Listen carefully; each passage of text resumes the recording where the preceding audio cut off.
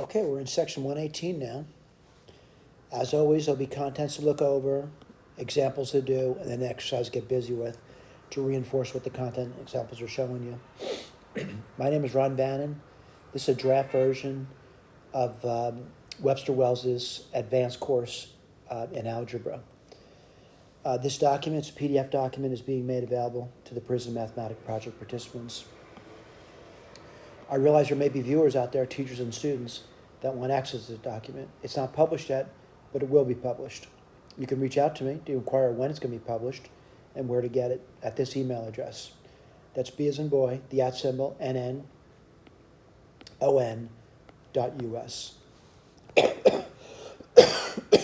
Excuse me. So we're now formation of equations, and it's going to be, my opinion, it's an easy section. It's a very short section as well. Read through it, but I want to go through the example. And what I want to claim over here, looking at the problem, they tell me that there's 3 roots to it. So they tell me that x equals 1 is a root. They tell me x equals 1/2 is a root. And they tell me x equals minus 5/3 is a root. Now what they want to do is they're going to form an equation with integer coefficients that has those roots. Now certainly I realize my work is there. I'm just going to do it a little bit differently. So what I'll do is we'll get to the same answer, by the way. By the way, there's an infinite number of answers for this problem over here. Those are saying you have to find an equation with integer coefficients that has these roots over here. Clearly going to be a polynomial. Let's take the first root, which is x equals 1, solve for 0. Let's take the second equation, solve for 0. This will be 2x equals 1. 2x minus 1 equals 0. Let's solve this equation for 0. What are you going to get? 3x equals minus 5.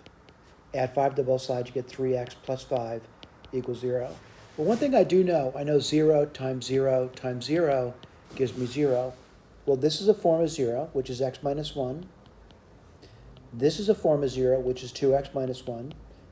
And this is a form of 0. Again, for this particular case, 3x plus 5 equals 0. Now, what I need to do is multiply it out. And by the way, this is the simplest answer you could put down. There are an infinite number of answers that have those roots, but they're more complicated than this one over here. So I'm just going to put this one down, and I'm going to do one thing at a time. We'll look at the key later. 2x squared. Let's see, minus x minus 2x minus 3x plus 1. 3x plus 5. I want to multiply that out.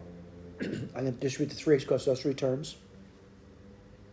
6x cubed minus 9x squared plus 3x. Now distribute the 5 across, you get minus 15. I'm sorry, minus, I'm misspeaking, 10x squared. I'm sorry, I got to do hickey over here. I got to rate. So 10x squared minus 15x. Whoops. And then what do you have? Plus 5, right? Equals 0. Add your terms together, like terms. 6x cubed plus x squared minus 12x plus 5 equals 0. Again, this is the simplest equation you come up with. There's other equations out there that have those roots. You can multiply by any positive integer you want. That's one example you could do. Or you can multiply by other factors. Like you could say, okay, let's multiply it by x plus 7. I don't think it's a good idea, but you could do it. It'd be rather confusing if you did it. What I'm going to say, did I get the answer they got? So they got 6x cubed, x squared minus 12x, and plus 5. And I want to point out, you really should be aiming for that answer over there. So the exercises that follow, they should be simple. And what do? They give you an equation. Again, this has 2 roots. I'm expecting to come with a quadratic in the end. These are the 2 roots. Do what I did before. I do recommend it. What I do before, I said x equals, let me put this down for you, 3/5. And the other one is x equals minus 7, 6. Solve these things for 0. This will give you 5x minus 3 equals 0. And this will give you 6x plus 7 equals 0. And just, 0 times 0 is 0. So just write that down. 5x minus 3, well, that's 0. Times 0, which is 6x plus 7, that's 0. That would equal 0. And you just multiply it out. All right, you really multiply it out. Now granted, someone says, well, what are you doing over here? Something a little bit different, but it's really the same thing. Whatever works for you. And each question's really the same. Right, this has 3 roots, we're expecting a cubic in the end. A little bit more difficult because multiplication is more difficult, but the bottom line is, what do I know? I know it has a root, x equals minus 2 plus root 6, and the other root is going to be x equals minus 2 minus root 6. Solve for 0. You get x plus 2 minus root 6 equals 0. The other one's going to be x plus 2 plus root 6 equals 0. And by the way, they want integer coefficients. You're going to have to multiply this together. What do I mean by that? You're multiplying this times this, and you will get this, by the way. I promise you that. All right, this one over here has got 1, 2, 3, 4. 0 might confuse you, but it shouldn't. X equals 0 is a root. So what do? I write down x minus 0. Right, you can do that. That's pretty easy. X minus 5. I'm going to look at these now. X plus 3, x minus 2, and multiply it out. This one's a little more complicated. What are you doing? Well, I'm getting a little better at this now. It's x minus the root, that's minus 2a, plus 5, and x minus the root, well, minus 3a, minus 4. And then you multiply it out. And this stuff's written down over here. And again, when I multiply it out, it may look strange to you, but I wrote it down like a quadratic. You know, a coefficient on the x squared is 1, the coefficient on the x term would be that, and the constant term would be that. All right? If you want, you can multiply that out if you want. It's really not going to add much to it, though. This one over here has got 1, 2, 3, 4 roots. I write them down, multiply it out. This one has 4 roots, wrote it down, multiplied it out. This one has 4 roots, I wrote it down and multiplied it out. This one a little more complicated. Again, I want to point out what I'm looking at. I'm looking at x plus m. That's one factor. And again, I want to point out, this other guy might seem really bad to you, but I'll write it down for you. What are you going to get? You're going to get x minus, I'll write this over here, m plus, whoops, I'm sorry, yeah, that is m, root n over 4, and then it's going to be x minus m minus root n over 4. Now, certainly, what I would do is, multiply by 16. By the way, this equals 0. And if you multiply both sides by 16, someone says, why are you choosing 16? I noticed that if I do that, I can associate the 4 with this one and a 4 with that one. And what are you going to get? You get 4x minus m minus root n. And over here you can get 4x minus m plus root n equals, and 16 times 0 is 0. Let me just point out, this stuff is written down for you to follow. And I put all the steps down for you, all right? Do it by yourself, though.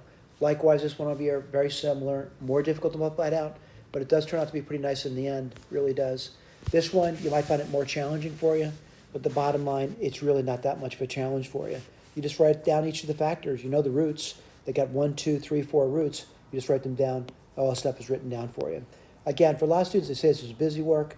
It shouldn't appear to be busy work. You want to do the work. You want to get the results that we're getting. If you're not getting results that I'm getting, you know what? Maybe I made a mistake. It's possible. This one has complex numbers. Wells writes them this way. I would not write it this way. I would write it with eyes, and I really mean that. That's something that we really kind of, I'm going to say mandate nowadays. Like, for example, we would mandate when you see the root of minus 5 to write down immediately I root 5. I mean immediately. When you see the root of minus 2, it's mandated you write down this immediately. All right? And that's to prevent errors from copying into the problems. So over here, more of these root problems. Again, you should be catching on. Okay, let's get to the SAGE business. SAGE Computer Algebra System, CAS for short. It's an open source software. It means it's free to download. You can download the application or use the interactive web-based application. And again, I just take some of the problems. Actually, I took one of the problems, and I just used SAGE to do it. It turned out to be pretty nice, and SAGE is quite capable of doing that. No surprise there. My interest, then, again, is getting you guys to work on the problems, and the problems that we're getting you to work on is the stuff in the text over here. Again, if you think I made an error, I'm not saying I'm not beyond making an error. I do make errors sometimes. I really do spend a lot of time working problems, by the way, and again, I'm not trying to brag here. I think I'm pretty good at it, but that doesn't mean I can't have an error here. I mean, I have errors all over the place. Please, if you think there's an error, point it out to me. But if you do point out an error to me, you have to tell me where the error is. You can't just say, oh, I found an error. Where did you find the error? For example, if you're in this section of notes, you could say, in section 118.3, problem number 4, there's an error. Tell me what the error is. I'll carefully look at it. If there is an error, I will give you credit for it, for citing the error, and I'll put your name in this text. All right? The community will benefit by this, by the way. What do I mean by that? The error will be removed, and it will be removed immediately. Thank you for paying attention.